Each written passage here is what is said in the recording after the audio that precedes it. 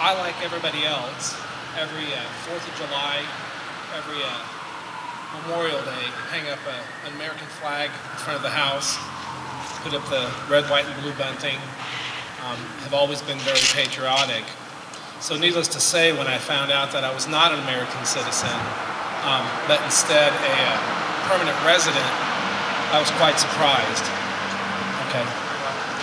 Okay, is that better? So I was quite surprised to find out that I was not an American citizen, at the age of 46, almost 47. Fortunately, my wife was with me, very supportive. The way I found out is my employer needed a Social Security card to ensure everyone's American citizenship. So everybody went, including myself. This is my 3rd trip to get a Social Security card. I'm not very good at keeping those, or kind of absent-minded. So I was kind of surprised when they asked me if I was an American citizen. Now, I was aware of the fact that I was born in Germany. I moved here when I was 11 years old. I said, yeah, I am. And she goes, well, this says that you're a permanent resident, but not an American citizen. Went through the process, because I was always told I was adopted. Went through the process, couldn't find anything on that. So, kind of went through the whole process of having to get my replacement green card, which I didn't know I had. And by the way, that's not green, it's more of a gold color. And had to go up to Homeland Security up in Indianapolis. I've driven by that building, I don't know how many times, going to the Children's Museum. And I was never aware of the fact that that's what that building was. I know what that building is now, and I view it very differently. When we went to, when I went through that, you had to, they took your pictures, they took your fingerprints, they had me on file. So we went through that process, and you always hear about immigration, how expensive it is and how unreasonable it is. There was nothing unreasonable about anything that I was going through. It was nerve-wracking. Anyway, so I got my green card. I had let my employer know what was going on. They were very supportive, and started the naturalization process, because I wanted back what I thought was mine. I'm a production supervisor, and here I am telling people what to do, and I thought, my goodness, here I am telling American citizens what to do, and I'm not even an American citizen. So I started to go through the process by filling out the application online. This is after getting my birth certificate from Germany, and getting all that taken care of, and studying for the test. And I don't know how many of you know that there are certain things you have to do to become an American citizen. One of those things is taking a test. There's about 100 questions that they will possibly ask you. They will ask you 10 of those. You have to get 6 of those right in order to pass the test. So my kids, which did not know what was going on because I was stressed enough, my wife was stressed enough, and my good friends Joe and Karen Scherfig were stressed enough. And I started studying for this test. One of the things in the application that it asked for was, have you or anybody in your family ever been involved in trying to overthrow a government? Well, I've never been involved in that, but my grandmother was. She's a Holocaust survivor. She was a German political prisoner. She was put into that after having joined a group called the White Rose, which was opposing Hitler, but they had to whisper to do that. They had to be quiet and had to hide themselves. But I'll get back to that in a little bit. Anyway, so I started studying for this test. I can't remember all the questions that they asked me because, again, I was nervous. You have a federal agent that interviews you. So, and it always says the letters that you get, no one really talks to you. You get letters. Anytime you call the 1-800 number, it is your application is being processed. Well, I know it's being processed. I turned it in. But anyway, they send you a letter, and it tells you, do not be late, but do not be more than 15 minutes early.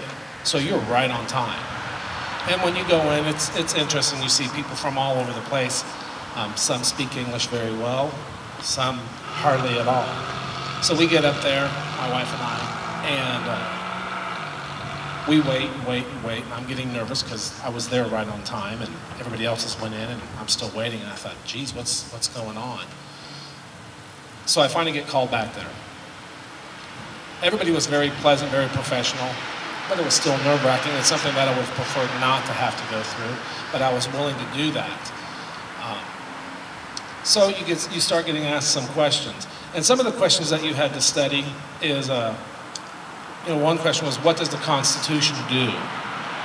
And it gives you the answers, you just have to remember what those answers are. The Constitution sets up government, it defines government, and it protects the basic rights of Americans. Another question was, what is the rule of law? Everyone must follow the law, leaders must obey the law, government must obey the law, and no one is above the law. You have to answer it that way. One of the other ones, and one that I really look at right now, is what is the economic system of the United States? It's a capitalist economy, it's a market economy. Had I said it's a socialist economy, I would have gotten that one wrong. So here I am taking these tests, I'm studying for them, worried that I'm not going to get one right. You have to read a sentence in English, you have to write a sentence in English. And one of the things that it said is, please note, as you are being interviewed for this, the federal agent will pay attention to how well you communicate in English. Now, I've been here since I've been 10, right before I was 11, so I can speak English pretty well. Grammar sometimes is a question, but that didn't concern me. Remembering the test when you're locking up, froze up, it makes, I was a little concerned with that. So anyway, I took the test. At one point, the federal agent asked me, it says here in the application that you have voted in federal elections before. And I had, thinking that I was an American citizen. I never had a problem getting a driver's license. I never had a problem getting, my second Social Security number or card, replacement card. I never ran into anything that would show me that I was not an American citizen. So I've always voted, registered, paid taxes, signed up for the Selective Service, and I said, yeah, I had. And her response was, well, I don't think we'll deport you, which was kind of a shock because I really didn't figure that would happen. She goes, but I don't know that we can process your application. And she asked if I was still registered to vote. So I said, yes, I was. And she goes, well, you need to go register. Well, I didn't know you could do that. So I went and I deregistered. And I know when I went into the office, the gentleman asked me, I go, is this where you register to vote or deregister? And he said, yes. He goes, oh, are you tired of all the politics? And I said, no, actually, I'm not tired of the politics. I go, I just found out that I'm not an American citizen. So he was kind of surprised. So anyway, I deregistered and got that taken care of. Turned that in. I did that the very next day after my interview. Got that turned in, and then you don't know. You wait, and you wait, and you wait. And then finally you get a letter in the mail, and it says, please show up at the state courthouse at this time. Do not be late, do not be more than 15 minutes early. So I was there. And at this point, I let my kids know what was going on, still not knowing whether or not I was going in to have to answer more questions or to be sworn in. So as it turned out, I was going to be sworn in. So I get there, and there's people from all over the place. And it was really, kind of a neat gathering of different people from all over the globe. The judge that we had, and I don't remember his name, said that he normally takes care of property disputes or something like that. So when he was asked to sit in on this, this was really a treat for him, and he'd like for everybody to stand up and, as their name is being called, to introduce themselves. So, everybody did, and there's people from there was one from Ireland, a lot of Hispanic ones. People from Hispanic, I think I was the only one from Germany. Anyway, so we got up there, we swore in. It was at 10 o'clock. It'll be a year next Saturday for me. So as I took that oath, I took that to heart. I became a casual American, I guess, thinking I was an American, and realized that we can't be casual right now. We have to stand up for what we believe in. The judge, after the swearing in, said, you know, this last election was a historical election. It was historical because we were going to have our first black president of the United States, or we were going to have our first vice president woman of the United States. But either way, it was going to be historical. As it turns out, we have our first black president. And he said, if you don't like that, for whatever reason, then go back to your communities and get involved. Because a lot of these, and these are his words, a lot of Americans have taken for granted or don't take it serious, but in this country, we have the freedom of religion, not from. We have the freedom of religion. So he challenged us and charged us with the responsibility of going back to our communities and getting involved with our local churches and speaking up. And he said, if you know, again, if you didn't like the last elections as a result of it, go back to your communities and get involved with local politics, because that's where it starts. And it reminded me of stories that my grandmother had told me when I was younger. And she talked about when Nazis first took over Germany. And I'm not going to sit here and compare our government to Nazi Germany, but I am going to compare the differences that were occurring. You know, my grandmother was a very pro-Hitler individual. She said at that time, Germany was going through some hard times, and here comes this man, and he speaks incredibly, and he tells people what they want to hear, and he's making everybody happy. He came through on some of those promises. Everybody had a house, everybody had a car, they were building highways. And then when things started not going so well, he started placing blame. Well, who was to blame? Well, it was those individuals that held all the money. Well, who held all the money? The Jews held all the money. So the Jews started getting picked on. And my grandmother, who was a strong supporter of Hitler, although she hadn't joined any parties pro-Hitler, sat there and started watching some of her Jewish friends not being able to sell things from their shop, not being able to read certain books, having to wear a yellow cross or a yellow star on their chest to indicate that they were Jewish. What really got my grandmother is when she was walking with one of her Jewish friends and they got spit on. And my grandmother just couldn't believe that. But it wouldn't do any good to speak up, because if you did, then you were called names. You know, then you were persecuted for the same thing. So my grandmother watched things get worse and worse, and she, you know, noticed that you couldn't have rallies like this. You couldn't speak against the government. You had to be careful disagreeing with the government. So everybody's voice, everybody's free voice turned into a whisper. And eventually that whisper turned into no word at all. So she joined a group called the White Rose.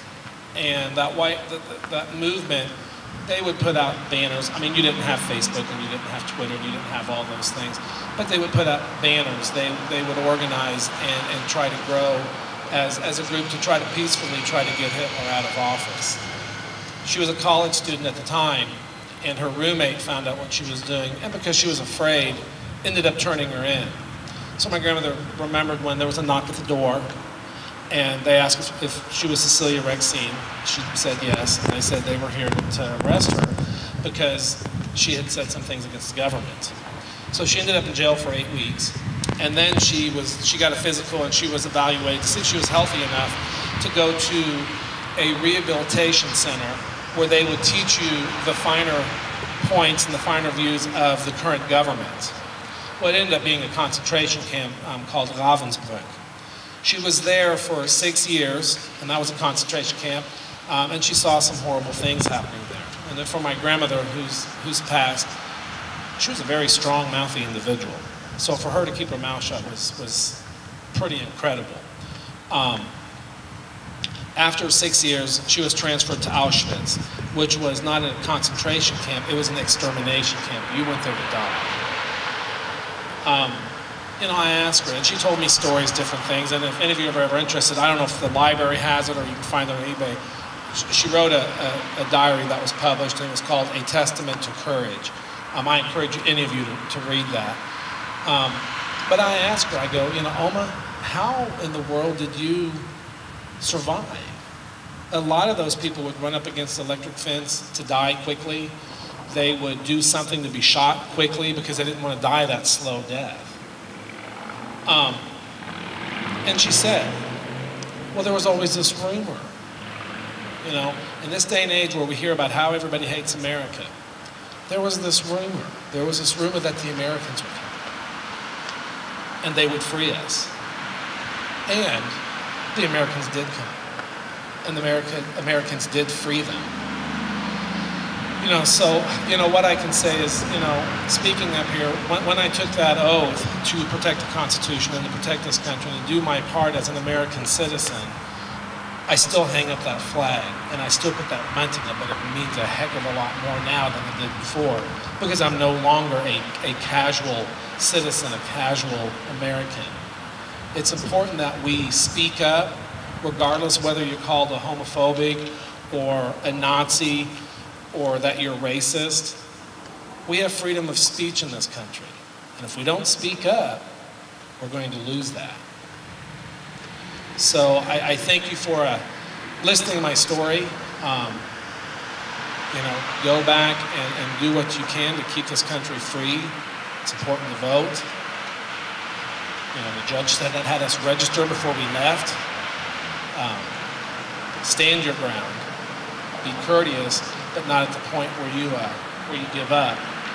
So anyway, so that's my story. I thank you very much. God bless you, and God bless this country.